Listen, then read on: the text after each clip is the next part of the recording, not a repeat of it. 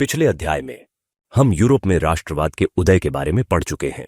अब चलते हैं एक दूसरी घटना की ओर। दोस्तों, यह घटना बहुत ही दिलचस्प होने वाली है। इस घटना में हम जानेंगे कि कैसे अपने आप को बंगाली, मद्रासी, पंजाबी कहने वाले लोग या अलग अलग राज्यों के विभिन्न वर्गों, पंथों, संप्रदायों, जातियों के लोग सभी भेदों को भूलकर अपने आप को एक समझने लगे। इस घटना में हम जानेंगे कि कैसे भारत के इन आम नागरिकों ने उस चमचमाते ब्रिटिश साम्राज्य के सूरज को भी डुबो दिया, जिसके बारे में कहा जाता था कि उसके साम्राज्य में कभी सूरज अस्त नहीं होता। इस घटना में हम यह भी जानेंगे कि कैसे एक ओर गांधी जी सत्याग्रह और अहिंसा के माध्यम से शोषणकारी, दमनकारी और अहंकारी ब्रिटिश साम्राज्य को चुनौती दे रहे थे, वहीं दूसरी ओर हमारे क्रांतिकारी अंग्रेजी साम्राज्य के दांत खट्टे कर रहे थे। चलो अब शुरू करते हैं इस ऐतिहासिक सफर को, जिसका नाम है भारत में राष्ट्रवाद। पहला विश्व युद्ध, खिलाफत और असहयोग। यह बात है सन 1914 की। पूरा यूरोप आग की ज्वाला की तरह दहक रहा था। सीमा विस्तार और बड़े बड़े साम्राज्य खड़े करने की चाहत ने यूरोप को अब दो हिस्सों में बांट दिया था। एक तरफ थे मित्र राष्ट्र, जिनमें इंग्लैंड, फ्रांस और रूस आदि देश शामिल थे। वहीं दूसरी ओर थे धुरी राष्ट्र, जिनमें जर्मनी, ऑस्ट्रिया हंगरी और तुर्की जैसे देश शामिल थे। यह था प्रथम विश्व युद्ध। इस भीषण नरसंहार में लाखों लोग मारे गए और अनेक देश बर्बाद हो गए। इसका असर भारत पर भी देखने को मिला। ब्रिटिश साम्राज्य, इंग्लैंड मित्र राष्ट्रों की ओर से प्रथम विश्व युद्ध में अपनी ताकत झोंक रहा था। आधुनिक शस्त्रों के उपयोग तथा बढ़ते सैन्य खर्चों ने उनके कुल युद्ध खर्च को बढ़ा दिया था। पर यह भी तो सोचने की बात है, आखिर इतने खर्च की भरपाई हो कहां से रही थी? अंग्रेज इस खर्चे को अपने उपनिवेशों का शोषण करके पूरा कर रहे थे।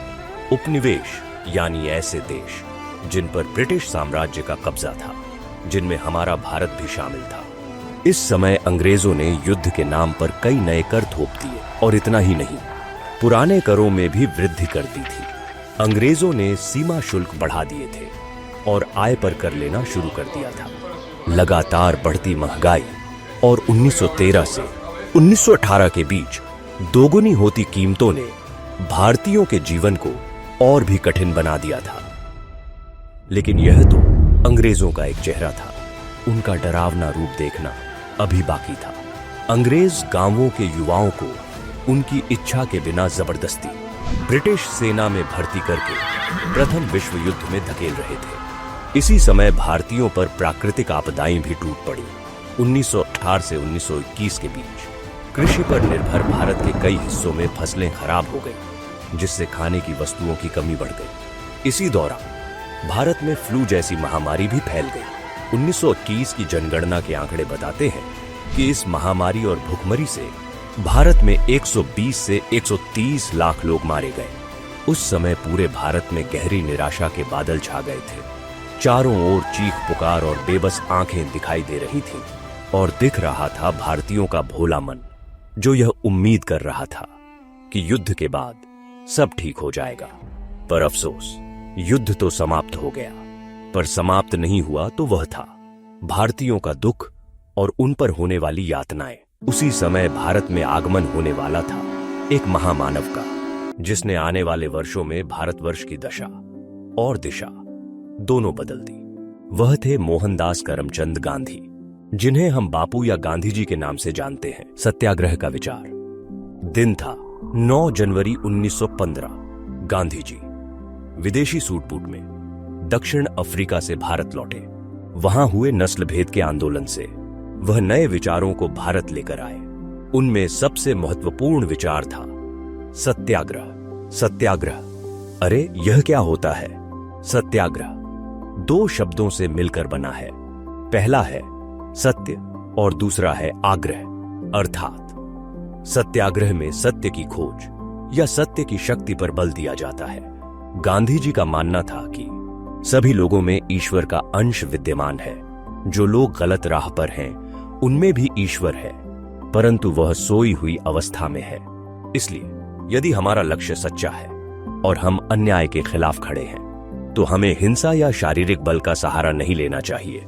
हमें अन्यायी के हृदय परिवर्तन का प्रयास करना चाहिए और सत्य को सहज भाव से स्वीकार करना चाहिए, क्योंकि अंतिम विजय सदैव सत्य की ही होती है। गांधी जी को लगता था कि सत्य और अहिंसा दो ऐसे धागे हैं जिससे सामान्य भारतीय जनता को भी आजादी के आंदोलन से जोड़ा जा सकता है। चलो गांधी जी से ही जानते हैं उनके सत्याग्रह पर विचार। सत्याग्रह पर महात्मा गांधी के विचार। कहा जाता है कि निष्क्रिय प्रतिरोध दुर्बलों का हथियार है, लेकिन इस लेख में जिस शक्ति की बात की गई है उसे केवल ताकतवर ही इस्तेमाल कर सकते हैं।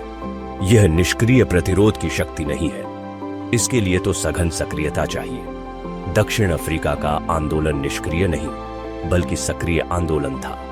सत्याग्रह शारीरिक बल नहीं है। सत्याग्रही अपने शत्रु को कष्ट नहीं पहुंचाता, वह अपने शत्रु का विनाश नहीं चाहता। सत्याग्रह के प्रयोग में दुर्भावना के लिए कोई स्थान नहीं होता। सत्याग्रह तो शुद्ध आत्मबल है। सत्य ही आत्मा का आधार होता है, इसीलिए इस बल को सत्याग्रह का नाम दिया गया है। आत्मा ज्ञान से हमेशा लैस होती है, इसमें प्यार की लौ जलती है। अहिंसा सर्वोच्च धर्म है। इसमें कोई संदेह नहीं कि भारत विनाशकारी शस्त्रों के मामले में ब्रिटेन या यूरोप का मुकाबला नहीं कर सकता। अंग्रेज युद्ध के देवता की उपासना करते हैं, वे सब हथियारों से लैस हो सकते हैं, होते जा रहे हैं। भारत में करोड़ों लोग कभी हथियार लेकर नहीं चल सकते। उन्होंने अहिंसा के धर्म को आत्मसात कर लिया है। गांधी जी के भारत में आते ही ऐसा लग रहा था कि भारतीयों के मन में एक नई आशा की किरण जाग चुकी है। उन्हें एक महामानव अब नेता के रूप में मिल चुका था। अब गांधी जी ने सत्याग्रह आंदोलनों की शुरुआत कर दी थी। 1917 में उन्होंने बिहार के चंपारण में दमनकारी बागान व्यवस्था के खिलाफ आवाज उठाई। यह एक ऐसी व्यवस्था थी जिसमें अंग्रेज तिनकठिया प्रथा के तहत किसानों से उनके खेत के 3/20 भाग में नील की खेती करने के लिए मजबूर किया जाता था। इससे किसानों की जमीनें बंजर हो गईं और उन्हें भयंकर आर्थिक नुकसान उठाना पड़ा। गांधी जी ने इसके खिलाफ आवाज उठाई और अंग्रेजी सरकार को झुकने पर मजबूर कर दिया। इसी तरह 1917 में गुजरात के खेड़ा में फसलें खराब हो गई थीं और चारों ओर प्लेग जैसी महामारी फैल गई थी। किसान चाहते थे कि अंग्रेज अधिकारियों द्वारा लिए जाने वाले लगान में कटौती की जाए, पर अंग्रेज इसके लिए राजी नहीं थे। गांधी जी ने ऐसे समय खेड़ा में सत्याग्रह आंदोलन चलाया और किसानों को उनका हक दिलाकर अंग्रेजी सरकार को झुकने पर मजबूर कर दिया। इसी प्रकार 1918 में गुजरात के अहमदाबाद में गांधी जी ने मजदूरों के बीच सत्याग्रह आंदोलन चलाया। गांधी जी ने सूती वस्त्र मिल में काम करने वाले मजदूरों को भी न्याय दिलवाया। इन 3 सत्याग्रह आंदोलनों ने गांधी जी को अब राष्ट्रीय नेता बना दिया और चारों ओर उनकी दिव्य छवि संपूर्ण भारतवर्ष में फैल गई। गांधी जी के बारे में अब चारों ओर यह बात फैल चुकी थी कि गांधी जी किसी भी आंदोलन को सफल बना सकते हैं। आइए आज हम जानेंगे 20वीं सदी का ऐसा काला सच जिसकी एक भयंकर घटना ने पूरे देश को झकझोर कर रख दिया। इस घटना ने जहां अंग्रेजों का क्रूर, दमनकारी और शोषणकारी चेहरा उजागर किया, वहीं दूसरी ओर यह घटना आगामी राष्ट्रीय आंदोलनों के लिए हमेशा के लिए प्रेरणा बन गई और इतिहास के पन्नों में अंकित हो गई। यह बात है सन 1919 की, जब अंग्रेज भारत में क्रांतिकारी गतिविधियों को कुचलने के लिए एक नया कानून लेकर आए। इसका नाम था रोलेट एक्ट। इस कानून के इंपीरियल लेजिस्लेटिव असेंबली से पारित होते ही अंग्रेजों को यह अधिकार मिल गया कि वे किसी को भी बिना किसी कारण, बिना मुकदमा चलाए जेल में डाल सकते थे, और वह भी 1-2 दिन नहीं बल्कि पूरे 2 साल के लिए। इस कानून ने अंग्रेजों के हाथ में वह बेड़ी दे दी जिससे वे पूरे भारत को कैद करना चाहते थे। जब यह खबर पूरे देश में आग की तरह फैली तो लोगों के दिलों में अंग्रेजों के प्रति भयंकर आक्रोश और गुस्सा भर गया। भारतीयों ने इस काले कानून का विरोध करने का मन बना लिया। महात्मा गांधी जी के नेतृत्व में एक राष्ट्रव्यापी सत्याग्रह आंदोलन शुरू करने का निर्णय लिया गया, जो 6 अप्रैल 1919 से प्रारंभ हुआ। अलग अलग शहरों में रैलियां, जुलूस आदि का आयोजन किया गया।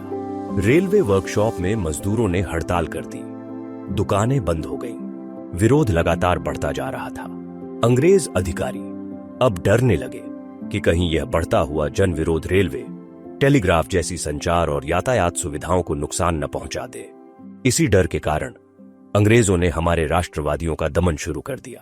10 अप्रैल 1919 को अमृतसर में डॉक्टर सैफुद्दीन किचलू और डॉक्टर सत्यपाल ने रोलेट एक्ट के विरोध में एक प्रभावी हड़ताल का आयोजन किया, जिसके बाद ब्रिटिश अधिकारियों ने उन्हें गिरफ्तार कर लिया और अमृतसर में ही एक शांतिपूर्ण जुलूस पर गोलियां चला दी गईं। अब लोगों का आक्रोश इतना बढ़ गया कि आम जनता बैंकों, दुकानों और रेलवे स्टेशनों पर हमले करने लगी। पर ब्रिटिश अधिकारियों ने इस काले कानून को वापस लेने के बजाय अमृतसर में मार्शल लॉ लागू कर दिया और अब हथियारबंद ब्रिटिश अधिकारी जनरल डायर ने कमान संभाल ली। ठीक 3 दिन बाद 13 अप्रैल को हर साल की तरह बैसाखी मनाने के लिए लोग जलियांवाला बाग में इकट्ठा होने लगे। वहां न केवल अमृतसर शहर के लोग थे, बल्कि आसपास के गांवों और कस्बों से भी लोग आए थे।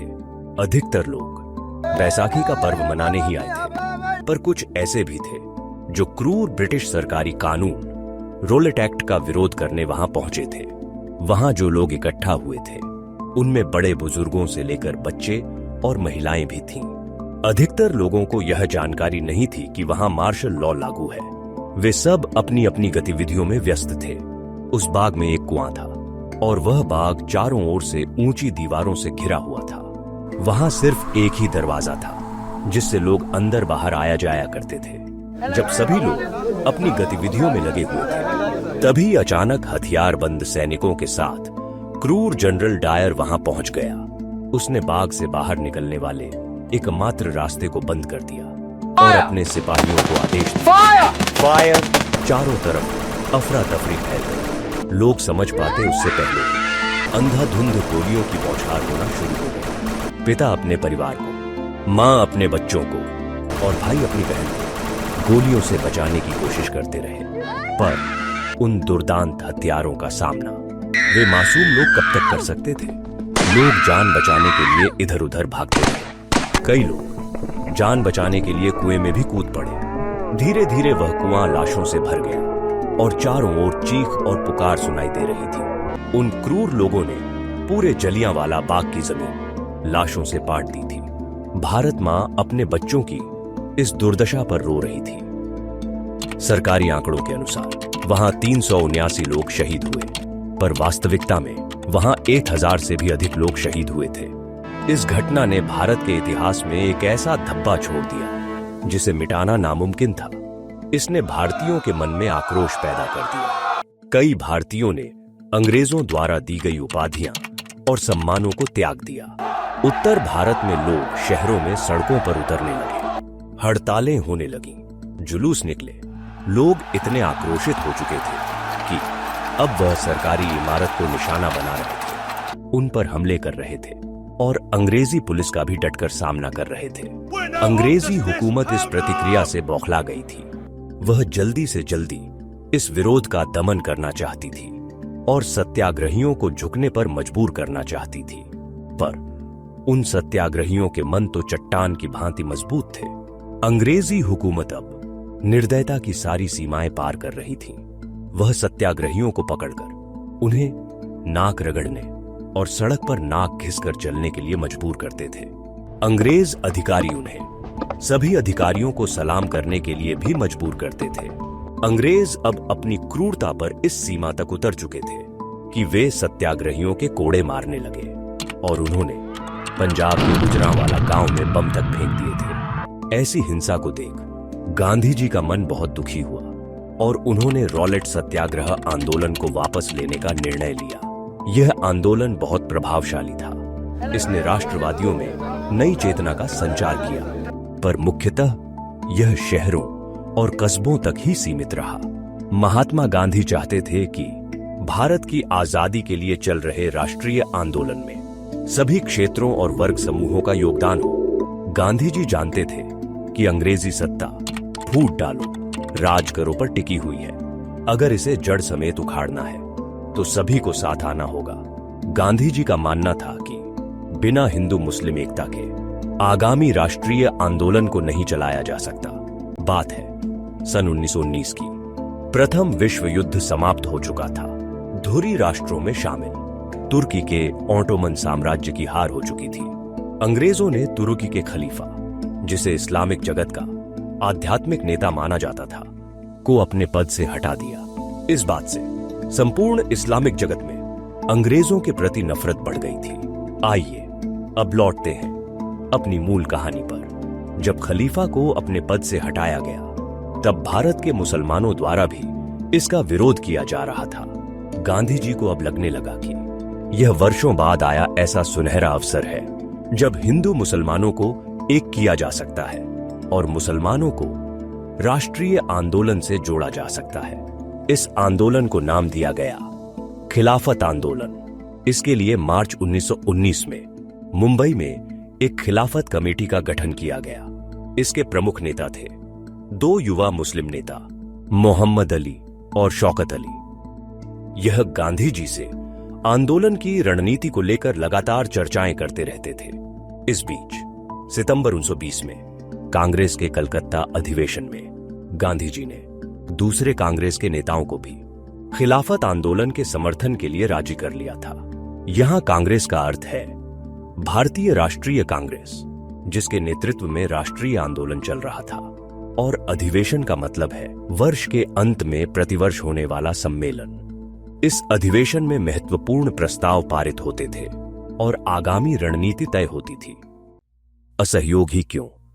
यानी अब महात्मा गांधी एक नया आंदोलन शुरू करने वाले थे जिसका नाम था असहयोग आंदोलन। चलिए अब हम पढ़ते हैं असहयोग आंदोलन। लेकिन सवाल यह उठता है, महात्मा गांधी ने इस आंदोलन का नाम असहयोग आंदोलन ही क्यों रखा? गांधी जी ने अपनी प्रसिद्ध पुस्तक हिंद स्वराज 1909 में लिखा था कि भारत में ब्रिटिश शासन भारतीयों के सहयोग से ही स्थापित हुआ है और उसी सहयोग के कारण अंग्रेज आज भी अपना शासन चला पा रहे हैं। गांधी जी का मानना था कि यदि भारत के लोग अंग्रेज सरकार को दिया गया अपना सहयोग वापस ले लें तो केवल 1 वर्ष के भीतर ही ब्रिटिश शासन ढह जाएगा और भारत में स्वराज यानी स्वयं का शासन स्थापित हो जाएगा। अब बापू असहयोग आंदोलन की रूपरेखा तैयार करने लगे। उनका उद्देश्य था कि यह आंदोलन संगठित और चरणबद्ध तरीके से आगे बढ़े।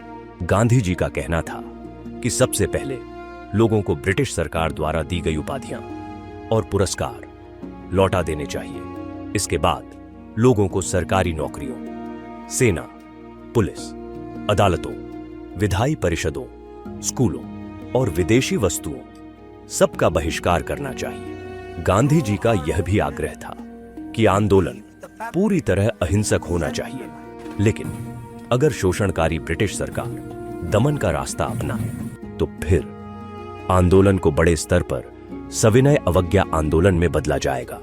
असहयोग आंदोलन और खिलाफत आंदोलन दोनों ही उस समय एक दूसरे से गहराई से जुड़े हुए थे। इन्हीं आंदोलनों के समर्थन में सन 1920 की गर्मियों में महात्मा गांधी और शौकत अली देश भर में यात्राएं करने लगे। इन यात्राओं का उद्देश्य था जनता को असहयोग आंदोलन के उद्देश्यों से अवगत कराना, उन्हें अंग्रेजी शासन के विरुद्ध एकजुट करना और सभी वर्गों, हिंदू, मुस्लिम, महिला, मजदूर, किसान, विद्यार्थी, सभी को इस आंदोलन में भाग लेने के लिए प्रेरित करना। कांग्रेस के कलकत्ता अधिवेशन में गांधी जी ने कांग्रेस के नेताओं को असहयोग आंदोलन शुरू करने के लिए राजी कर लिया था।